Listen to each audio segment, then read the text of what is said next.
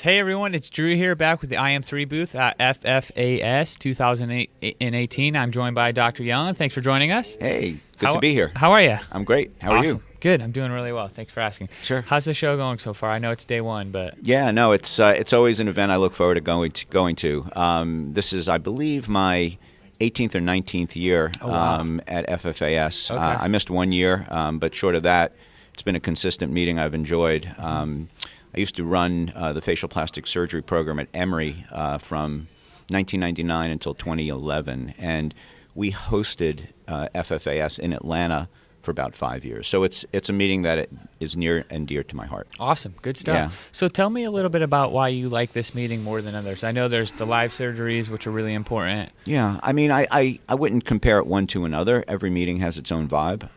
But first of all, like most things, you tend to gravitate to places where you enjoy spending time. And the people in this meeting and the people who run it, particularly Phil Langston, have always been extremely welcoming, and that's really encouraging. And then also, the original intent of the meeting was as a way to train residents in academic programs. Mm-hmm. And I was really committed to teaching and to training, so I always felt that the mission of the meeting was important. But then with years, things evolve, and it's just become a good, solid meeting where you learn lots of little tricks. Surgery is all about increasing your bag of tricks. So if you can pick up one or two good little tips from your colleagues, which you always can, Sure. Just makes you a little bit better at what you do. Cool. It's also an opportunity for me to speak and share some of what I've learned and continue the passion that I have for teaching. After 2011, I did leave academics and go into private practice, and that has its own strengths. It also has some negatives, and that is I don't get to teach residents every day. So going to meetings and lecturing and listening and being part of panels just fulfills that part for me. Awesome. So now you're able to give back a little bit to the community as well, right? Yeah, I mean, it's just part of what surgeons do. It's part of what doctors do is, Sure. We really feel, I think, a commitment to training the generation below us and, serving the community. Yeah. Isn't that really why we do it? Awesome. Cool. So one of the things I noticed on the tracks here, there's for both the first non-surgical and surgical tracks, there's an emphasis on complications and talking about possible complications. I've noticed that not all shows are willing to talk about, hey, we've made mistakes, but how do you feel talk to me a little bit about how important it is that the doctors get up there and they're honest about, hey, I've made a mistake, don't make this mistake, versus being, hey, we're perfect, we never make mistakes. Yeah.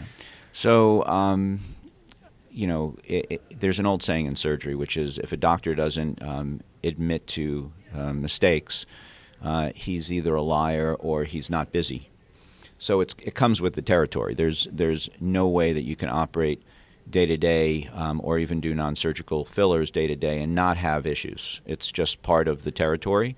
And again, it's about understanding all the possibilities, and hopefully no one practice sees all the complications, right? Sure. So hearing from your colleagues and learning about the rather rare complications and how they manage them, I think better prepares you to handle the very rare event and gives you more confidence. So, again, it's all about protecting the public, and the more you learn and the more you know, the better you are. Sure. So you had several presentations for this show, right? You want to talk a little bit about those ones? I do. So, I am currently a facial plastic surgeon in a very large dermatology practice, and it's a very unique opportunity for me personally. It was also a unique opportunity for the practice. So our practice is very robust. The dermatology side sees about 100,000 people a year, and we, of course, stay very busy. But the reason I bring that up is my practice has morphed. When I was a full-time academic at Emory, I certainly lean more on the surgical side, and whether it's demand from the public or the relationship I have with my dermatology colleagues, I've really blown out the non-surgical side of my practice, and I've found it to be a great complement to the surgery that I perform, and it's an easy entry point for many patients who may be apprehensive about surgery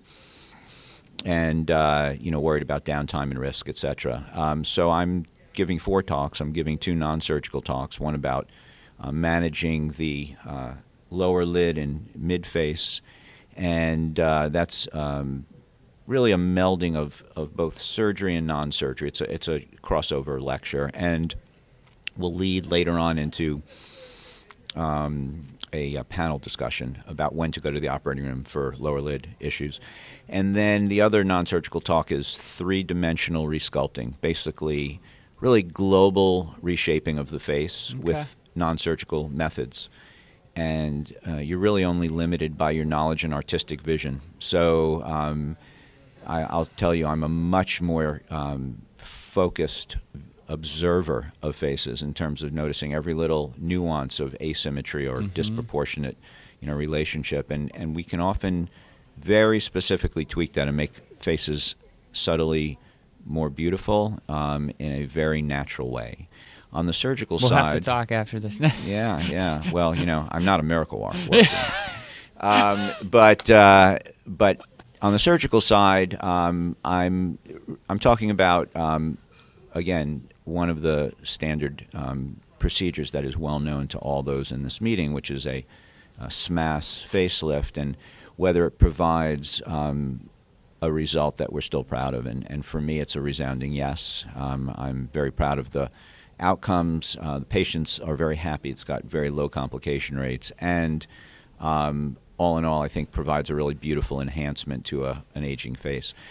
And the other procedure is a procedure that I do very occasionally when you look at other procedures that I do, but it's a great procedure to have in your back pocket. And it's a direct neck lift. We're actually directly removing laxity, and it's really appropriate for the older male patient or the older female patient who doesn't want a facelift, maybe can't have a facelift either due to medical conditions or otherwise. So these are the talks that I'll be focusing on here. Beautiful. So last question, where do you see, it seems like, like you said at Emory, maybe you were more surgical. Now it's at the dermatology practice, you're getting more non-invasive. Where is that obviously it's trending, but where in the 5 to 10 years from now, is it going to be, 90% non-surgical for a lot of these? Yeah, I don't know if that's the case. I mean, first of all, things don't happen that quickly in medicine. It's really a slow evolution.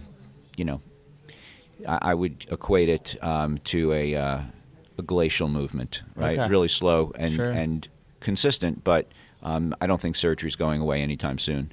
I think our understanding of facial anatomy and surgical options are actually increasing. So there'll always be patients who are better served with surgery, those who are better served with non-surgical interventions. I think we're really entering into the biologics.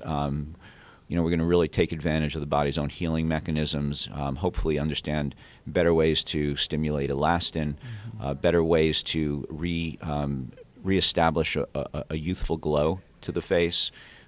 Stem cell technology is interesting. There's certainly things that we know about, but what's really fun is the things we don't know about yet, right? Sure. So you'll just have to stick around and interview me in 10 years. Yeah, cool. Well, I look forward to that. Thanks. Awesome. Well, thanks, Dr. Yellin. I appreciate you joining us. It was a great Thanks. conversation. Appreciate Have a good show. You too.